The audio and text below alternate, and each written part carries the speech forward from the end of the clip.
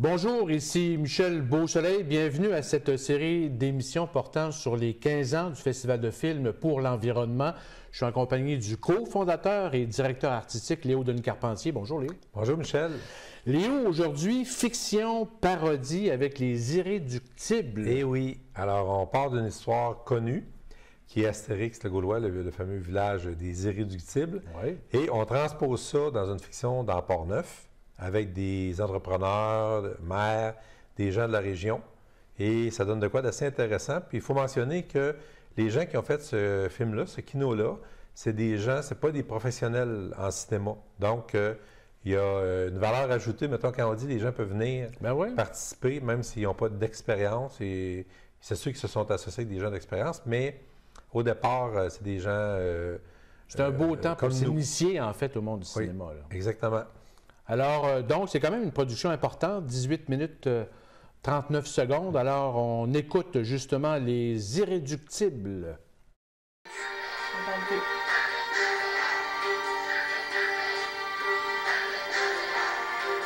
Nous sommes en 2010 après Jésus-Christ. Toute la planète est occupée par des légions de surconsommateurs et de pollueurs. Toutes? Non. Un village peuplé d'irréductibles casimirois résiste encore et toujours à l'envahisseur.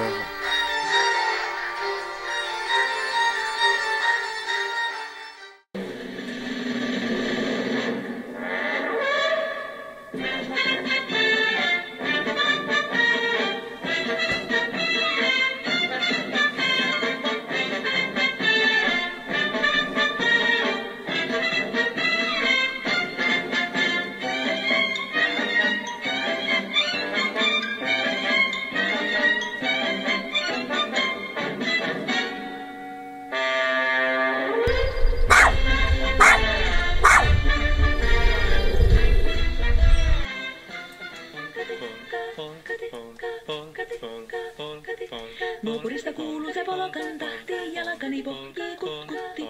Ievan äiti se tyttönsä vahti, vaan kyllähän Ieva se jutkutti. Sillä ei meitä silloin kiellot haittaa, kun me tanssimme laidasta laitaan. Saliveli hipput, tupput, tapput, täppyt, tipput hiljalleen.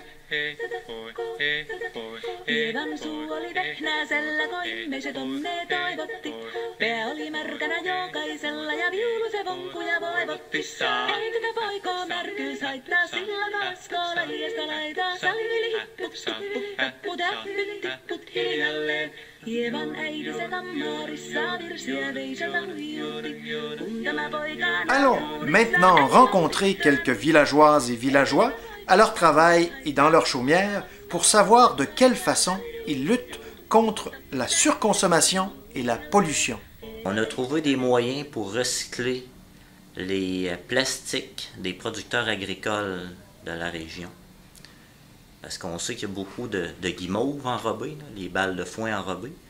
C'est à partir de ça que l'idée est venue de les récupérer puis faire des bancs de parc avec ça.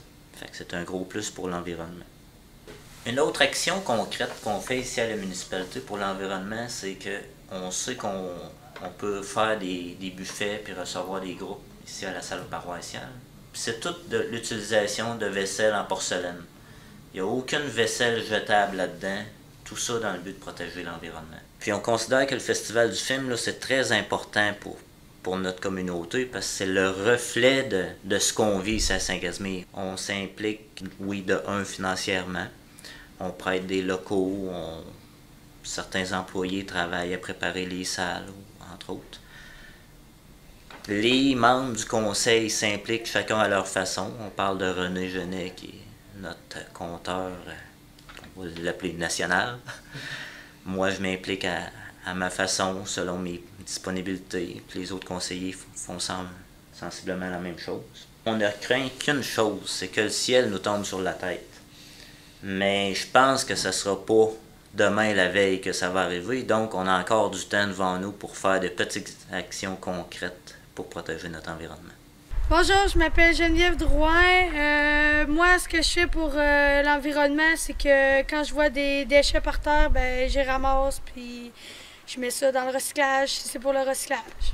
Nous, chez Métro, ils ont instauré un programme afin de diminuer les sacs de plastique au coût de 5 sous du sac à compter du 1er juin 2009.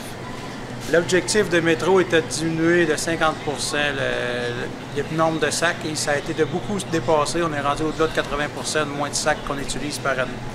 Et les 5 sous des gens qui payent leurs sacs, ils servent pour les fonds écoles, pour l'environnement destiné aux écoles de la place. Bonjour, moi je m'appelle Natacha Martel. Qu'est-ce que je fais pour l'environnement? Quand je vois des déchets, je les ramasse. Soit que ça va dans, je gaspille moins de papier, puis j'écris au verso. Mon nom, c'est Denis Godin, propriétaire du garage Godin Station-Service, copropriétaire avec Clément. Puis on fait beaucoup pour le recyclage. Je vais vous montrer un exemple. On a une machine à recycler le presse-tombe. Ça, il n'y a pas beaucoup de garages qui font ça. On récupère les huiles, on récupère les filtres à l'huile, on récupère toutes les huiles, l'huile à transmission, l'huile à moteur, l'huile à break, tout est récupéré. On récupère les contenants d'huile. Et puis, si vous pouvez voir, le plancher est très propre. Si on a des décontaminants pour les planchers, si jamais il y a de quoi qui tombe sur les planchers, on a tout ça. On fait notre part pour l'environnement en tant que garagiste. Je m'appelle Gérald Rivard, je demeure à Saint-Casimir. Je suis né à Saint-Casimir et je vis à Saint-Casimir. Mon métier, c'est menuisier et ébéniste. Et puis, je travaille dans ma localité et aux environs, dans les environs. Moi, c'est France Tessier. Moi, je travaille dans l'agriculture biologique. Puis, moi, je travaille, c'est à peu près 1 heure de route quand je vais travailler. J'ai décidé je pourrais venir dîner à la maison, mais j'ai décidé d'amener mon lunch puis de dîner à l'ouvrage. Comme ça fait moins de transport. Puis c'est mon action que je fais pour l'environnement. Fait que nous autres, on a décidé aussi de plus passer à tondeuse à gazon. On laisse pousser ça, puis il y a des grenouilles, il y a des fleurs, il y a toutes sortes de choses qui poussent. Fait que moi, c'est ça, là, je voulais pas... J'avais dit, soit qu'on prenne une chèvre, au lieu de la tondeuse, on plante des piquets, puis on met la chèvre dans le milieu du terrain, puis ça va être notre tondeuse, ou on passe plus à tondeuse. Fait que la solution qui a été choisie, c'est, on passe plus à tondeuse. Fait que là, l'été, le foin monte un peu, mais les fleurs, il y a des fleurs nouvelles à tous les 15 jours. On a remarqué ça, à tous les 15 jours, il y a une rotation de fleurs qui se fait, puis de nouveaux insectes qui viennent. Fait que pour nous, c'est excellent. On a même des lucioles. Quand le foin est assez haut, l'été, on a des lucioles. Ce qu'on n'avait pas vu depuis des années parce qu'on tondait le gazon. Fait que c'est plein d'avantages. On pollue moins. C'est plus beau pour nous autres. Puis on se fatigue moins. Qu'est-ce que vous voulez de plus? Pas de gazon, c'est le best. Je m'appelle Yvette B. Follet. Je demeure à Saint-Casimir depuis mon mariage en 1955. Moi, ce que je fais pour avoir moins d'impact sur l'environnement, j'ai fait la récupération des papiers, des cartons et tout. Et puis, je fais du compost. Et puis, pour les pellicules plastiques, mais je n'achète pas. Je récupère quand j'achète des légumes ou des fruits. Puis, je prends ce papier-là quand j'en ai besoin. Je m'appelle Lucie Minguet, je suis propriétaire de l'entreprise qui s'appelle Alixir. On fabrique des huiles essentielles biologiques depuis une 20aine d'années. À Grondines. On est en mode biologique par conviction, mais aussi parce que c'est la meilleure des choses à faire. Puis quand on cherche à rentabiliser ce type d'opération, on y arrive. La fabrication d'huile essentielle, ça repose sur un procédé qui s'appelle l'entraînement par la vapeur d'eau. Ce procédé-là n'implique aucun produit chimique, seulement de la vapeur d'eau. Mais ça génère ça a besoin de beaucoup d'énergie pour faire cette vapeur d'eau-là. Pour générer l'énergie, on avait coutume d'utiliser l'huile à chauffage combinée à du biodiesel. On a eu des difficultés d'approvisionnement, puis maintenant, on est en train de faire une grande mutation vers les granules qu'on va fabriquer avec nos propres résidus. Donc, on va devenir autonome en matière de combustible. Je me suis déjà intéressée à la géothermie, puis j'ai demandé une soumission à une entreprise qui installait ça juste pour la maison, juste pour ma maison. Puis j'avais une soumission de 32 000 $ pour économiser un petit peu d'énergie, mais ça fait beaucoup, beaucoup d'argent dépensé pour économiser un petit peu. Ce puits canadien, il faut vraiment en parler le plus possible parce que c'est une technique à bon marché, très efficace. Puis ça coûte Ça a coûté moins de 1 000 $ installer un puits canadien pour tempérer, donner, mettons, l'air climatisé l'été, préchauffer l'air l'hiver. Donc, économiser du chauffage, économiser de la climatisation. Fait qu'au niveau de l'économie d'énergie, c'est la plus rentable des installations que j'ai jamais essayées. L'entreprise Alixix vous donne ces éléments de solution ou ces ingrédients magiques, puis ces potions magiques. Puis maintenant, il n'y a pas de secret, ça peut être connu de tous. Il y a moyen de diffuser toutes ces informations-là. Ouais. Bonjour, moi je m'appelle Catherine Martel. Ben, qu'est-ce que je fais pour l'environnement? C'est quand je me promène puis je vois un déchet, ben, je le ramasse puis je le mets dans la poubelle ou dans le recyclage. Bonjour, moi je m'appelle Kayla Rivard. Qu'est-ce que je fais? C'est j'utilise moins de papier puis j'écris au verso. J'utilise moins de sacs de plastique. Puis quand je me promène dehors, quand je vois des déchets, je les mets soit dans la poubelle ou dans le recyclage. On demande à nos gens d'être esprit très ouvert, d'avoir du plaisir à rentrer, d'avoir toujours avoir des idées nouvelles. Puis c'est comme ça qu'on est arrivé avec les huiles bio, parce qu'on a dit pourquoi attendre une loi, là? Pourquoi on ne bouge pas, nous? Puis on sait qu'on opère dans des conditions très polluantes. On le sait que nos équipements, c'est des choses qui sont polluants pour l'environnement. Fait qu'on essaye de faire quelque chose qui pourrait aider toujours à avancer mieux comme société, comme individu, comme citoyen corporatif. C'est pour ça qu'on a pris la décision il y a 4 ans de changer et convertir nos équipements à l'huile bio. C'est des huiles hydrauliques qui peuvent se décomposer facilement dans le sol. C'est des huiles végétales. Par la suite, ben, on veut convertir tous nos équipements. On a 3 de fait. Oui. Puis on va continuer là, On est en train actuellement de faire la mise en place de la 2e cellule d'enfouissement de déchets. Ça, cette cellule-là, c'est relativement nouveau, là? Celle-là est en cours en fabrication, de réalisation. Oui. Parce que jusqu'à maintenant, les déchets étaient tout simplement enfouis. Avant, oui. Puis ça faisait un lixivia, une eau qui allait au fond puis qui polluait la nappe phréatique. La nappe phréatique qui s'en allait aux rivières. C'est une piscine qui les mêmes toiles approximatives qu'il y a dans une piscine, que ce soit creusée ou hors terre, il y a une toile à l'intérieur. Sauf qu'ici, ils en mettent 8 couches d'épais. Ils mettent 8 couches d'épais de toile avec différents systèmes là, à l'intérieur, ainsi que une tuyauterie qui va capter tous ces liquides-là pour être traités et filtrés avant de faire un rejet vers les bassins là, filtrants pour rejeter une eau propre. C'est une piscine qui a combien de long ici? À peu près, là, avec 400 mètres, avant de faire la digue, là, on avait 400 mètres par 160 mètres de large. Il prévoit 7 ans d'enfouissement de déchets. Au rythme où on consomme, mais si on réduit la consommation... C'est sûr, ça exact. Si on recycle... Des menhirs, là, est-ce que vous en vendez toujours? Des gros. On est capable des très gros, mais on demande une commande minimum d'une 12aine. Puis un peu à l'avance? Un petit peu à l'avance. Merci.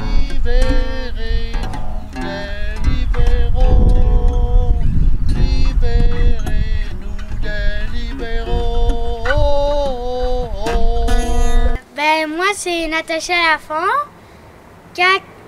Pour l'environnement, qu'est-ce que je fais, c'est à place de prendre l'auto pour aller à l'épicerie, des fois on prend un vélo. Bonjour, mon nom est Gérard Godbout. Je suis autoconstructeur de maisons en balles de paille. Alors, il y a une ossature en bois conventionnelle, mais conventionnelle avec l'idée de pouvoir insérer des balles de paille dans l'ossature. Plutôt que de la laine minérale. Voilà, et les coupes vapeur, les coupes air, les moulures de finition intérieure et extérieure. Donc, il n'y avait pas de résidus suite à la construction. C'est ça qui était vraiment un chantier qui était convivial. malgré que l'usage du chanvre dans ce mélange-là se fait aussi avec de la chaux. Le chaux étant un irritant aussi. Alors, bon, c'est pas non plus toujours parfait puis facile. Mais l'extérieur est recouvert d'un crépi. Oui, c'est toujours un mélange que j'utilise avec la chaux, le sable et puis le chanvre, qui devient comme un yogourt liquide, puis je peux le devenir plus épais ou moins, dépendant de la texture que je cherche, et je l'ai enduit sur les balles de paille pour faire une finition, un crépi. Un enduit qui sert à l'extérieur, mais qui pourrait finir à l'intérieur, toutes sortes de motifs. Vous avez un toit en pneus recyclés. Pneus, chanvre et polymère. Le polymère, et puis ils transforment avec du pneu, et puis du chanvre, et puis ils font des bardeaux qui représentent une finition de toiture. Bonjour! Nous autres, on s'est dit, moi et Sylvain Lacaille, mon chum, si au moins on réussit à avoir des bandes riveraines minimales sur le bord de toutes les cours, toute la Niagarette, tout le petit bras de la Niagarette qu'on touche, puis tout le restant de la Niagarette, bien, on va avoir réussi le pari. Je dois dire qu'on l'a réussi parce que ça, il y a des bandes riveraines partout. Les 2 premières années, là, il y avait il y en avait sur le break, il y en avait qui allaient plus vite. Mais c'est de cette façon-là, quand tu as un projet comme ça, qui fait que tu as un effet d'entraînement. Quand j'étais petit gars, là, il n'y avait pas de Nintendo, puis il n'y avait pas d'ordinateur, puis il n'y avait pas de téléphone, tout le monde pourrait plus sur ça. On n'avait pas ça, nous autres. Le dimanche après-midi, tu étais à la pêche. Puis le samedi soir, tu étais à la pêche. Quand les Indiens se faisaient battre, bien là, tu t'en allais à la pêche. Aujourd'hui, là, la truite est revenue, mais il y a un bout de temps, on n'en avait plus. C'était pas juste l'agriculture, il y avait un paquet de facteurs. Toutes les maisons, on voyait il n'y avait pas de fosse septique dans les reins ici. Il y avait des égouts qui descendaient, là. Fait que là, les savons sont venus plus forts, tout est venu plus fort. C'est ça qui a fait que ça a dégradé la rivière beaucoup. C'est pas juste l'agriculture, mais le fait que nous autres, c'est nous autres qui sommes propriétaires des rives, à la majorité de l'agriculture, bien, on voulait faire quelque chose pour améliorer, puis c'est ça. Puis on l'a fait, comme je disais beaucoup à du monde qui était réticent au début. Le gars disait des fois, ben, regarde, tabarnak, qu'est-ce qu'ils font en Chine, là? Regarde, je laisse faire les Chinois. Fallait pour toi. Fallait pour toi, fallait pour tes enfants et tes petits-enfants. C'est ça qui est important. Moi, là, ce que j'ai fait ici, c'est pour... J'ai plusieurs chaînes de planter un petit peu partout, puis tout ça. On va laisser ça, mais que je parle de l'argent, là, tu vas en laisser, tu vas laisser tout ça de cochon. Tu vois, M. Lagagnère, qui avait la ferme avant, lui, m'avait tout le temps dit, ce que tu vas laisser, c'est ce qui va être enraciné, ça va rester plus tard. Quand que le monde va venir ici, dans 20 ans, 30 ans, il y a des chaînes de planter un peu partout, si mes autres terres dans le bois, on a fait d'autres choses, bien, et mais qui voient ça, là, bien, c'est moi qui vais m'occuper de mettre ça là. Si mes petits-enfants sont ici plus tard, bien, on va savoir que c'est le grand-père qui a fait ça. Parce que quand tu parles d'un producteur sur bord de la rivière, si tu y aurais parlé il y a 6 ans, là, il t'aurait dit, ouais, un petit creek en arrière, ou j'ai une rivière en arrière. À cette heure, quand tu parles à ces producteurs-là, ils vont te dire c'est la Niagarette qui passe en arrière de chez nous. C'est ça. Ouais. Ça, là, beaucoup. Ils sont fiers.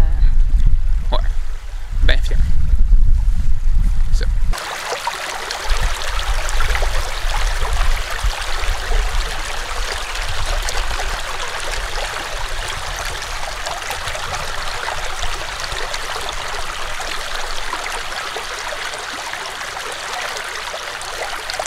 Le soir venu, les villageois se réunissent autour du feu sous les étoiles et ils célèbrent leur victoire quotidienne contre l'envahisseur.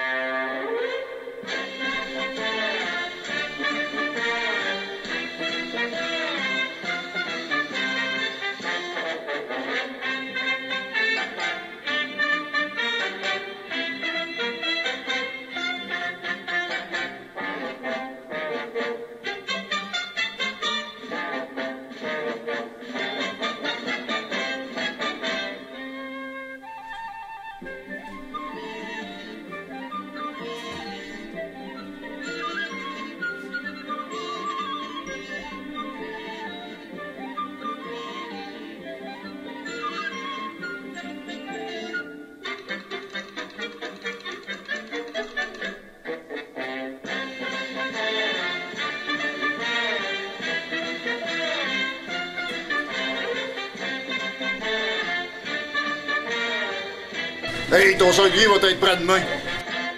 L'auberge du couvent de Saint-Casimir. Un lieu idéal pour les familles tricotées serrées, les cyclistes et tout le monde, quoi. 34 chambres uniques, des cuisines équipées, des salons et des salles de réception. Apportez votre vin, votre bière, votre porto. L'auberge du couvent, le berceau du FFPE.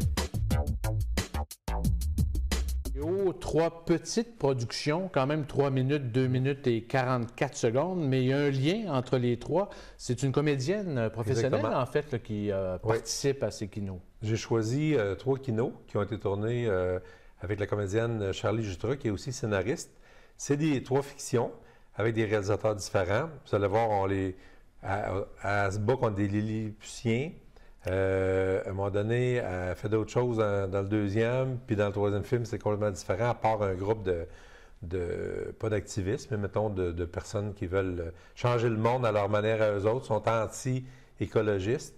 Donc, vous allez voir, c'est assez intéressant de voir comment une comédienne professionnelle peut, en quelques instants, jouer 3 rôles qui sont complètement différents, dans des scénarios complètement différents aussi. Et elle, Charlie Jutras, c'est une comédienne de Québec? C'est une comédienne de Québec qui participe vit à régulièrement. Québec, exactement. Depuis plusieurs années, elle vit au FFPE, elle joue au théâtre, elle tourne dans le même sa web TV, là, elle a des petites capsules là, qui sont assez intéressantes. De toute façon, les gens vont le reconnaître. Donc, oui, c'est certain. Alors, donc, on va écouter Big Bang Patapouf, suivi de Manger local et Zéro compromis.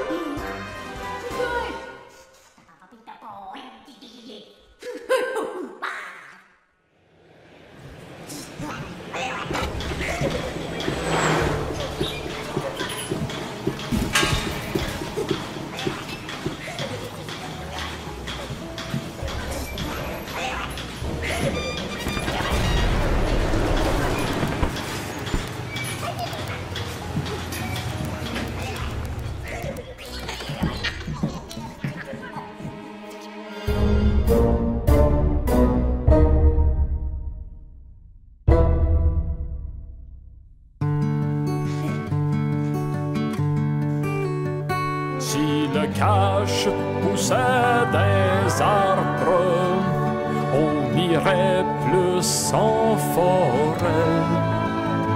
La nature serait bien moins drape si le cache poussait des arbres. Si le cache poussait des arbres.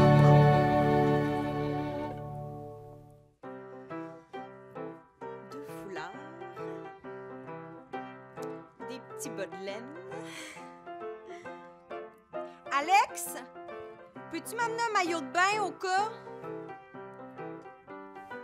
Penses-tu qu'il fait bien froid au Pérou? Ben, c'est en Amérique du Sud.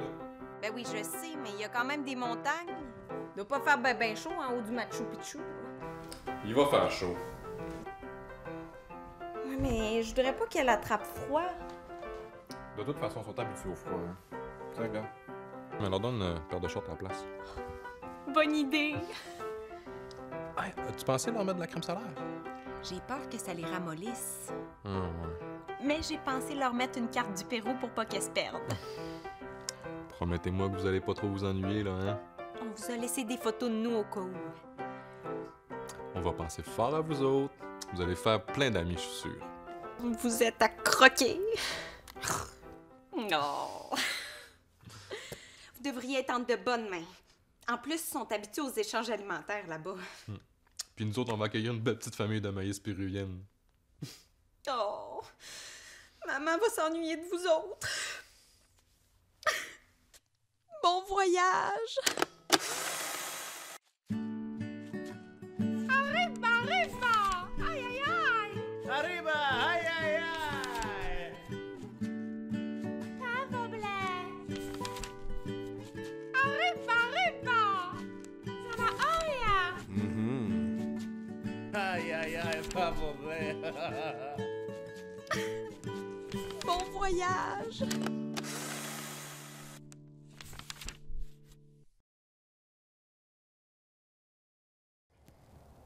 Les gens sont de plus en plus conscients. La réduction des gaz à effet de serre est à la mode. Les groupes écologistes se multiplient. C'est déprimant. Mais depuis que j'ai arrêté de réfléchir, je fais zéro compromis sur le gaspillage. Je gaspille tout égal. Mon argent, ma santé, les ressources en général. Pourquoi réfléchir quand on peut relaxer? Pourquoi penser à demain quand on peut vivre aujourd'hui? On est plusieurs comme moi, des milliards de personnes solidaires dans le gaspillage. Joignez le mouvement 100% pollution. Tous ensemble, gaspillons!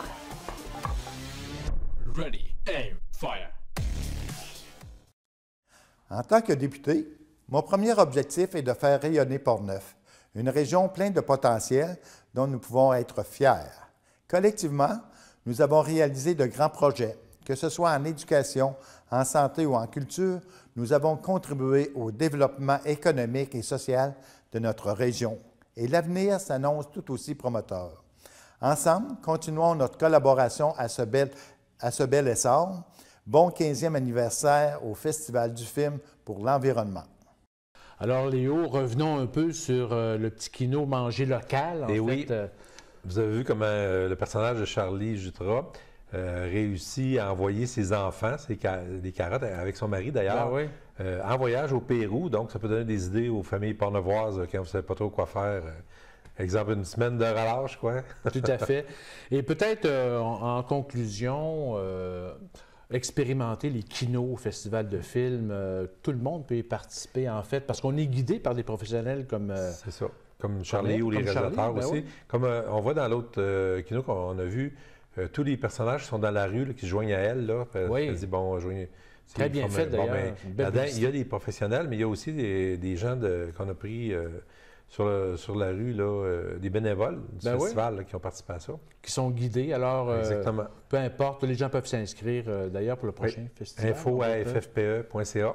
Vous pouvez déjà vous inscrire, et puis on va vous donner suite... il y a un formulaire à remplir, tout ça, mais je veux dire, c'est assez facile quand même. Et c'est un 3 jours intensif? 72 heures. Je veux dire 72 heures, parce qu'il y a beaucoup de travail qui se fait la nuit.